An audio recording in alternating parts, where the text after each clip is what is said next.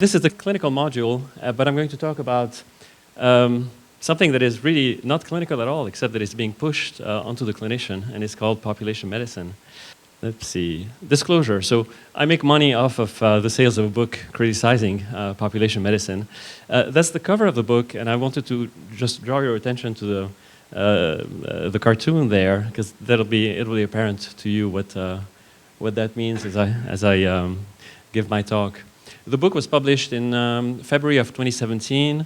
A few months later, I think you, probably all of you have come across the headlines like this. Blood pressure of 130 is now the new high, according to the first update of guidelines in 14 years. That's from the Washington Post. Later on, same day, the New York Times. Under new guidelines, millions of more Americans will need to lower the blood pressure. And then CNN, nearly half of Americans now have high blood pressure based on new guidelines. So this is the result of something new and exciting that has a very nice sounding word of population health. Who can be against population health? I mean, we all want healthy populations, right? And apparently this is new and exciting because if you search for the term population health in Medline, in the medical literature, the term never appeared until the 1990s. Apparently for the prior 100 years, doctors were not interested in healthy populations. They were maybe rugged individualists and couldn't care about the community. But something happened and population health became something really new and exciting. And then the literature all of a sudden takes off. You have thousands of papers being written about population health every year since then. And what happened is that in 1992, a book was published by a man named Geoffrey Rose called The Strategy of Preventive Medicine. And that, in my opinion, is the impetus for this increased interest in population health. So here's Geoffrey Rose. He was the architect, I consider him the architect of the population health movement. And this is the cover of the book, and as you can, again, I want to draw your attention to the cover. It has a bunch of bell-shaped curves. Who was Geoffrey Rose, and what was his theory? He was born in 1926, died relatively young, actually a year after his book was published. He died in 1993. He was a cardiovascular epidemiologist from England, but his reach went far beyond just cardiovascular disease, as we will see in a few slides. He led large international studies of cardiovascular disease in the 1960s and 70s, notably the INTERSTAL study, which was a large epidemiology survey of salt intake in different countries and incidence of coronary disease and cardiovascular disease. But importantly here, he had trained under another famous British cardiologist, George Pickering, in the 1950s. And I want to tell you why that's relevant. So I'm going to give you a little bit of medical history. Perhaps some of you have heard of or remember the Platt-Pickering Debate of the 1950s and 60s.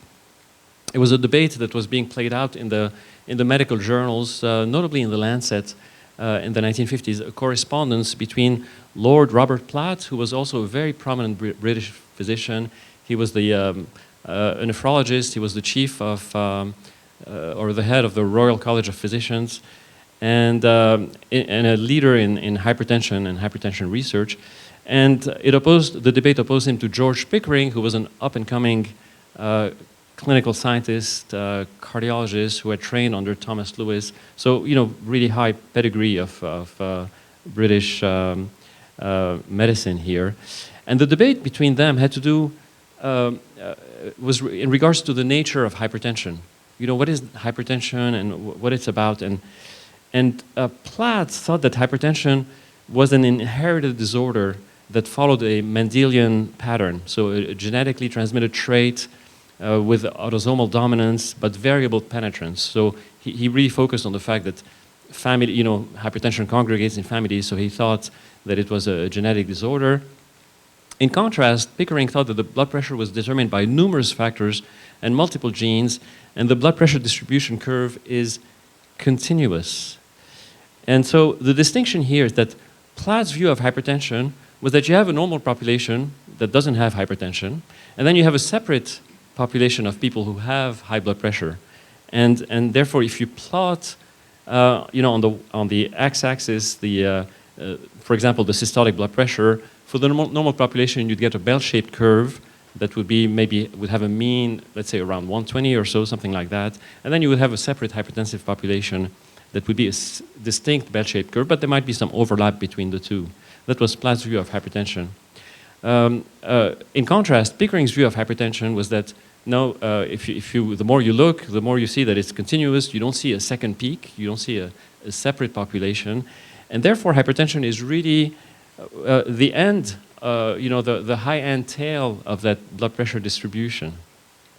And then the more you move towards that high-end tail, there's a gradual increase in the risk of cardiovascular complications. So that was Pickering's view of hypertension. And it seems to have been vindicated when later on, in the 60s and 70s, we had large data sets to measure the prevalence of, what the blood pressure is in the population. It seemed to give us just a single bell-shaped curve. But I put a question mark here. Was Pickering really vindicated? As you notice, this bell-shaped curve is not symmetric. It is actually skewed towards the high-end number. And when you have a skew like this, it's possible to have a second population that's hiding in there, right? That we're unable to really tease out just with regular survey. But by and large, the consensus, or the general consensus in academia was that Pickering was vindicated, and that there's, it's just one big distribution. And that led to something that was, for Pickering, really startling. He said that hypertension is thus a type of disease not hitherto recognized in medicine, in which the defect is one of degree, not of kind. It is quantitative, not qualitative, right? So it's just hypertension, you have too much blood pressure, right? We all have blood pressure, and some people have just too much of it, and that's hypertension. So then to go back here, really the Pickering's view of hypertension is that now we have to decide what a disease is kind of arbitrarily, on deciding where on that curve, continuous curve, at what point we're going to intervene. And he sort of hem and hawed about what that point should be. He said, you just use your judgment, there's no real defined point, and so forth. But to go back to Geoffrey Rose was a student of Pickering, and he was really, really interested in this new way of thinking about disease. And his first main insight was that really it's beyond hypertension. He applied this principle to every disease whatsoever. He said the distinction between health and disease is really blurry.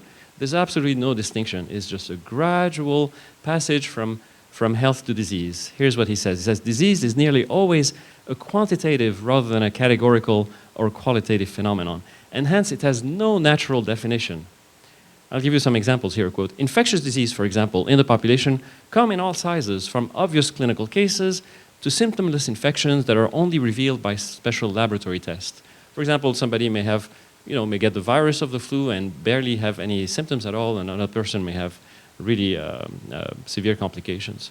He goes on, the clinical illness, for example, recognized as cancer, is the infrequent end stage of a series of common minute changes, beginning with minor cellular abnormalities, metaplasia, and ranging through more and definitely pre-malignant change, dysplasia, and so forth, and then locally invasive disease. Stroke, interruption of cerebral blood flow can lead to a whole spectrum of consequences ranging from none at all or symptoms too mild to come to medical attention, through a transient ischemic attack, and so forth, to a big stroke with persistent disability or a dramatic and rapidly fatal illness.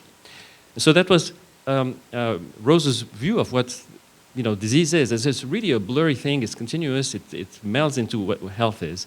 And to make sure that we took him seriously, that he really meant what he said one can even have a touch of pregnancy.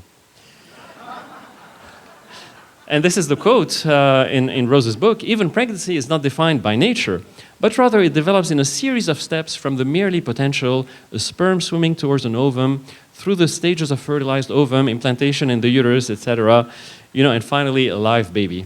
And he even, I don't have a quote here, but he even said that, the distinction between human and subhuman is also blurry. You move from the ape, the chimpanzees, to the human. It's all a continuum. So that was his first insight. Insight number two, only populations are distinctly sick. And that was from his work as a world-traveling epidemiologist. He had made the observation that the prevalence of hypertension, or if you plot the distribution curve for blood pressure in a population, on the left is the canyon nomads, and they have very, very low incidence of high blood pressure. So they have a population, a bell-shaped curve that is, nice and symmetric, and is shifted. It's on the left, and on the right is British civil servants, and they their mean blood pressure centers around 160, and they have a big fat tail on the right-hand side. And so that, to him, for Rose, it was much more compelling that really the only population are distinctly sick. The Kenyan nomads are healthy, the British civil servants are sick. He didn't seem to pay attention to the fact that the Kenyan nomads' life expectancy, it may be 20 or 30 years less than the British civil servants, but nevertheless, that was his insight number 2, and therefore the goal of population medicine, and the goal of medicine really overall, is to shift populations, from that end of the spectrum to that end of the spectrum.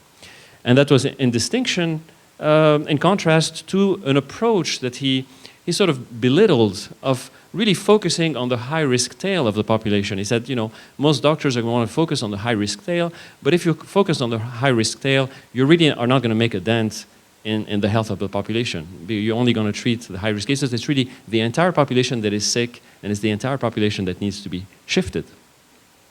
And then he had a third insight, that the shift in the population sickness has its own causes. And it has its own cause that is independent to what happened to the individuals that compose the population.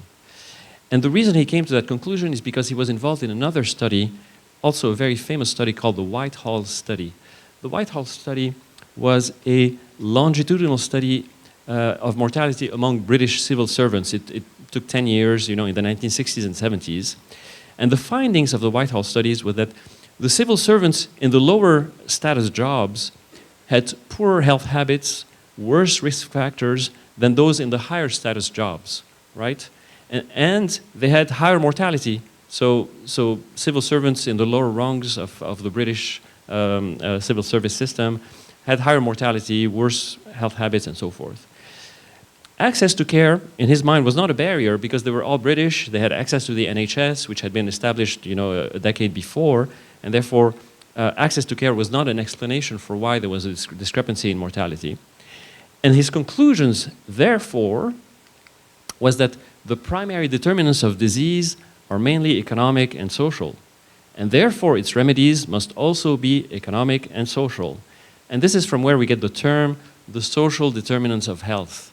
So the social determinants of health is this idea that there are economic and social factors that are really the true cause of disease. They don't cause disease in individual people, because that for Rose was, immaterial and fuzzy and blurry and whatnot, but it causes disease in the whole population where it's important, and it shifts the population, in one way or another. And therefore, and importantly, medicine and politics cannot and should not be kept apart.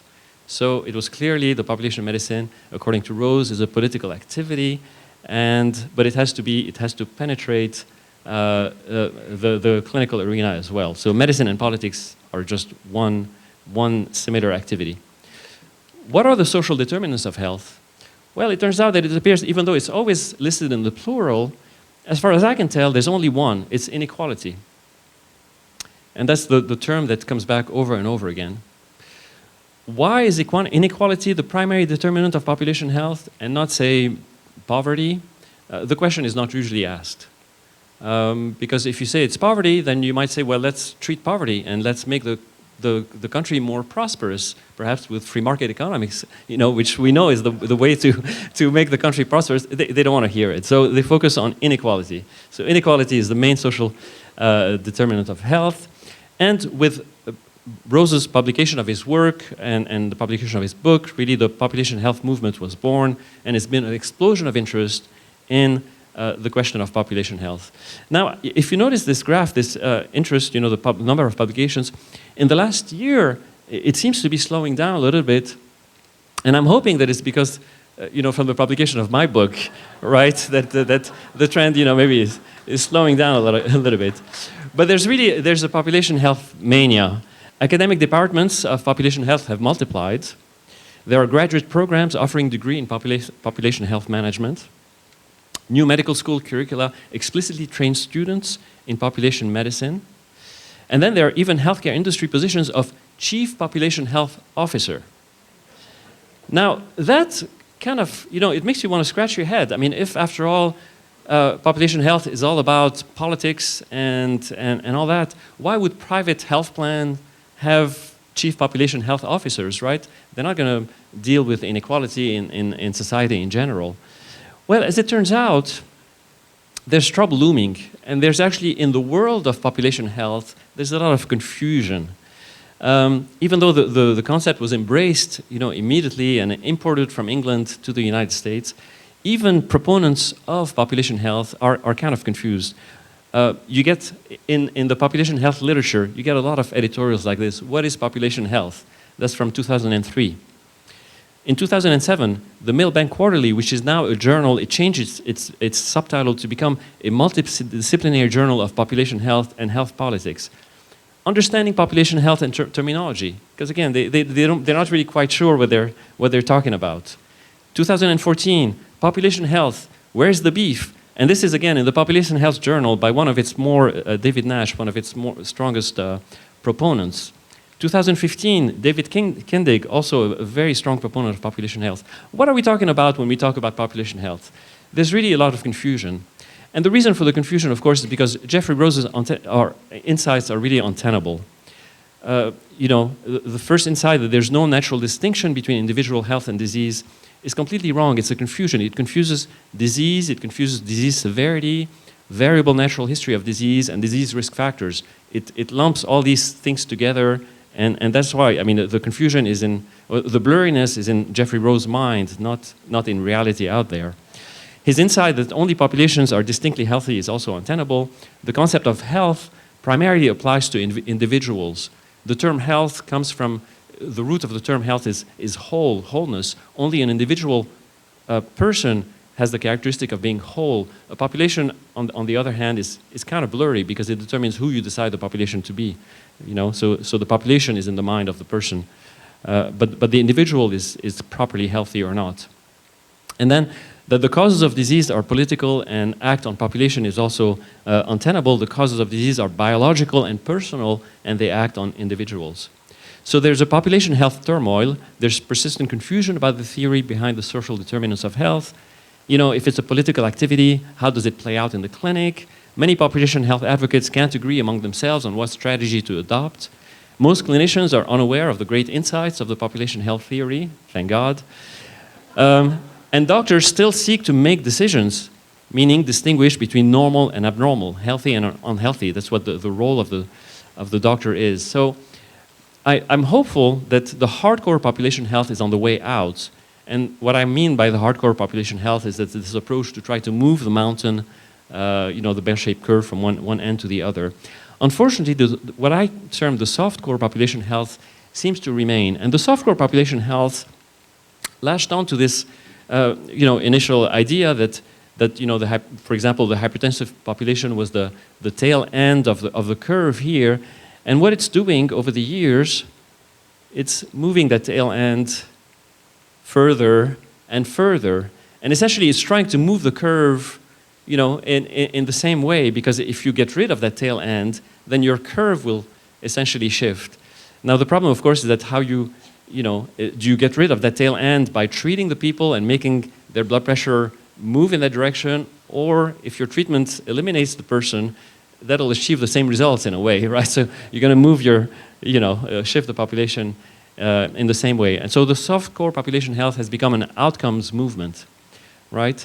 In 2018, the population health movement continue to refer to the social determinants of health, and they lament about inequalities. But at the core, it's a movement that focuses on improving, quote-unquote, outcomes, and that implicitly abandons Rose's idea that sick populations have unique determinants of health. But then the activities are less overtly political, but the targets are still and clearly entire populations. Okay? Before I finish, I wrap things up. 2 minutes, I'm going to give you a population health quiz, which is a pop quiz, right? It's appropriate, a pop quiz. And so you may be asked the question, what should the target blood pressure be for a 76-year-old non-diabetic man with cardiovascular risk factors? That might be something that pops up on your, if you're forced to take a board, an MOC, MOC again, you might have a question like this. Should it be less than 160, less than 140, less than 120? And the answer, of course, is none of the above. Patients are persons. Their bodies and physiologies are not targets for intervention. Using the term target is inappropriate. Another answer would be, I don't treat a 76-year-old in the abstract. I treat this man or that woman. I'll use my best clinical judgment and take into account the particular circumstances. And then the last answer really is, it's none of your business. Medicine is a personal relationship, not a political activity. Get out of my examination room. All right. Thank you, and just a little plug here. I have a website called alertandoriented.com where I blog and write about these things. The book can be found at movingmountainsthebook.com, and I have a podcast that I think that was mentioned. It's called the Eckhart and Coca Report with a colleague of mine, and we talk about these issues and others as well. Thank you very much. Thank you, Dr. Eckhart.